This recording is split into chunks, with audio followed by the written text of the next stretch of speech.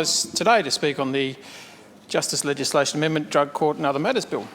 As Ms Maxwell stated some time ago now, I don't know how long ago it was, but it was a while ago now, we will be supporting this bill and are glad that the government has brought it to the House, in particular to allow the Ellis defence to cover a critical period for survivors that until now has failed to do so. Three main reforms that this bill brings are changes to the eligibility for appointments of the Youth Parole Board, establishing a 3-year drug court trial in Victoria's County Court, and fixing an issue with aligning the Ellis defence and ability to appeal on cases with deeds of release. I'll start by very quickly acknowledging that a 3-year drug court trial of Victoria's County Court system seems like a common sense idea. Any alternative approach that endeavours to alter the path of offenders are going down is always welcome. Given the significant role that drugs and alcohol play in our criminal justice system, these programs will hopefully have a focus that reduces recidivism and ultimately make the community safer. I also should put on record that I think the government made the right decision not to include sex offenders as part of this trial. It is important their tendencies, risks and offences are dealt with specifically, not under the guise or focus on drug and alcohol.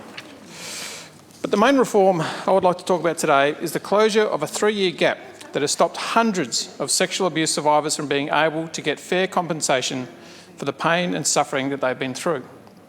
In 2007, abuse survivor John Ellis brought a case against the Catholic Church for historic crimes that he experienced as a child in New South Wales. However, the New South Wales Court of Appeal ruled that Ellis and others in the same circumstance were unable to seek compensation from churches in such claims as legislation which stated that the trustees of churches couldn't be held accountable for crimes committed by individuals. Quite ironically, that this policy that the church enforced to protect its wealth was assisted by Cardinal George Pell. The church used what we know as the Ellis defence to avoid being liable for compensation by child abuse survivors. This was incredibly cruel, I might acknowledge, that Mr Ellis was the namesake to a barrier inhibiting survivors to actually getting the compensation they deserved, and something he has described as like being in shackles. The Ellis defence on its own made it difficult for survivors to be on the same footing as an institution as powerful and wealthy as the Catholic Church, as when many went to launch civil proceedings, they were often advised in very simple terms, don't bother, churches can't be sued. As John Ellis himself said, this defence is just another roadblock in the way of a survivor.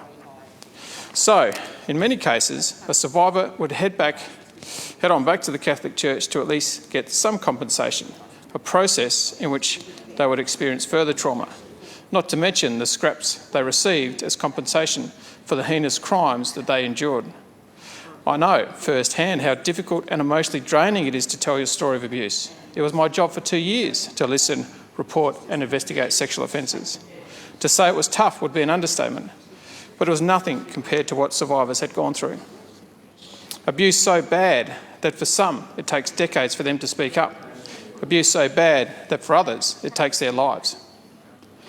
And I may take this moment to show my admiration and respect for all survivors of sexual abuse. No one can imagine what you have gone through.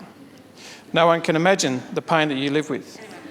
But rest assured, there are many, many good people out there, and indeed in this place, that are here for you, that will support you, and that will walk with you in your continuing journey of surviving sexual abuse. The first bit of law that's relevant as to why we're seeing this bill before us today is the Legal Identities of Defendants Organisational Child Abuse Bill 2018. This bill was introduced by the Labor government and, in short, removed the Ellis defence of Victoria. The second bit of law that comes into play here is one that came before us and passed in September last year, the Children Legislation Amendment Bill 2019, of which Darren Hench's Justice Party voted for.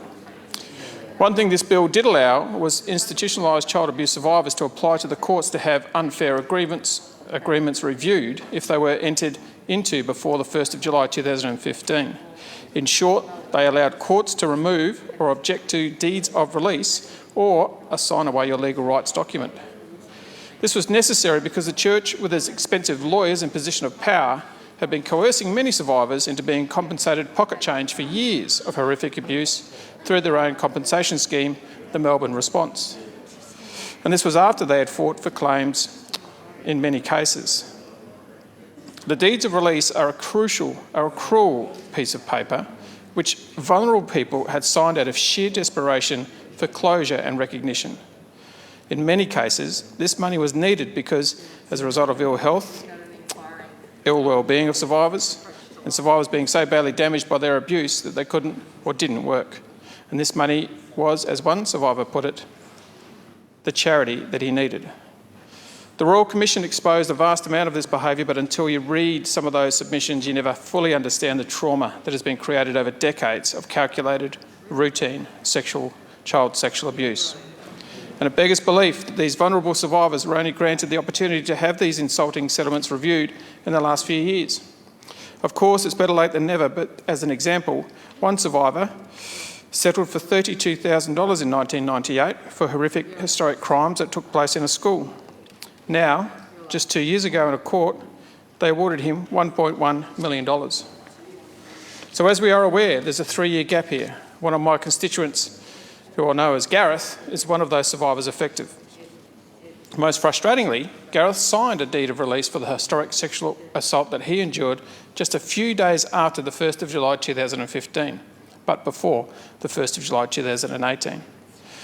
So, he couldn't sue the church because the legislation stipulated a date didn't cover him. So anyone like Gareth who signed a deed of release after the 1st of July 2015 and before the Ellis defence was knocked over from the 1st of July 2018, well, they've missed out on getting the compensation that they've deserved. Gareth says to me that he feels like he has had, and I quote, a 39-year prison sentence put on him as a result of his suffering. But he is very confident that this amendment will see survivors be able to move forward with their lives after compensation. These 3 years from 2015 to 2018 are critical because when the Ellis defence was being reviewed, the Catholic Church hired lawyers who approached many of these survivors and their deeds of release were renewed and topped up. This was really sneaky because they only did it so that when survivors were eventually able to sue, they'd have a fresh deed drawn up and a top of money and a top-up of money too, hopefully pushing survivors not to sue through the courts. Speaking with Michael Magazanik, a lawyer who has represented a number of child abuse survivors and won landmark test cases, he says that this amendment is great news. In his own words, and as I've alluded to a moment ago, and I quote, "This 3 years is critical because there are hundreds of deeds that have been signed off since 2015 as a result of a number of survivors coming forward following the Royal Commission," unquote. He wanted to say that there are, quote, "literally hundreds of deeds that fall into this category and time period," unquote. In summary, this 3-year period might seem like a technical amendment or something small, but there are hundreds of survivors in Victoria who have been abused by institutions and by this system, and I bet they can't wait to call their legal representation when this bill passes to say, "It's passed, let's go to court." I'll lastly take a moment to thank those who have worked hard on this and really pushed to make it happen. Obviously the State Government for bringing this to the Chamber, Judy Corton from Judy Corton Legal, who, as well as being a lawyer for victims, has been a selfless advocate for them too, Father Dillon, who is righting the church's wrongs, and Lifeboat Geelong. To the Victorian Care Leavers Australasia Network, the Clannies, thank you for your continuing advocacy and support for survivors and by providing a voice for them too.